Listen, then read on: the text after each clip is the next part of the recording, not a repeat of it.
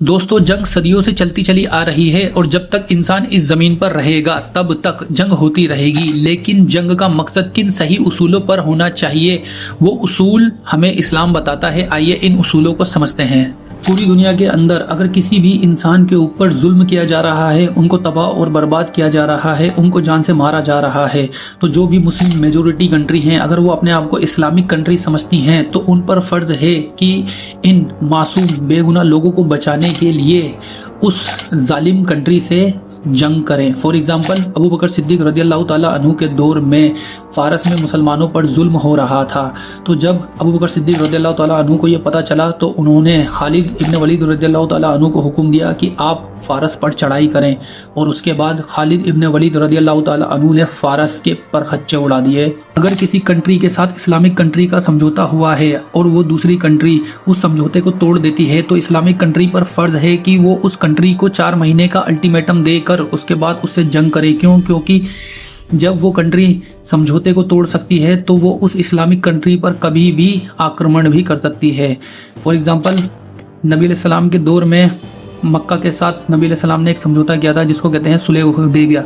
जब मक्का के लोगों ने इस सुलह हुदैबिया समझौते को तोड़ दिया तो उसके बाद नबी अलैहिस्सलाम ने उनको 4 महीने का अल्टीमेटम दिया और उसके बाद बिना खून बहाए फतेह मक्का हुई। बिना खून बहाए फतेह मक्का।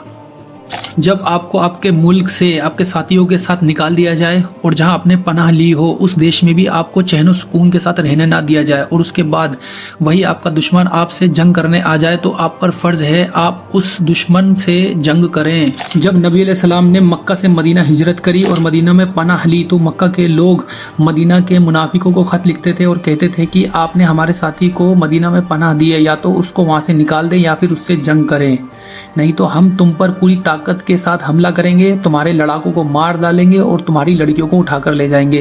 तो दोस्तों, यही मक्का के लोग थे जो बद्र के मकाम पर नबी अलैहिस्सलाम के खिलाफ इकट्ठा हुए जंग करने के लिए और नबी अलैहिस्सलाम पे जंग फर्ज हो गई थी। उसके बाद जंग बद्र हुई जिसमें मुसलमानों की फतह हुई। तो दोस्तों, स्टेट लेवल पर अगर कोई दुश्मन कंट्री तुमसे लड़ने को आ जाती है तो आप पर फर्ज है कि आप उस दुश्मन कंट्री से लड़े, नहीं तो वो आपके बच्चों को मार डालेंगे और आपकी औरतों और बच्चियों को उठाकर ले जाएंगे।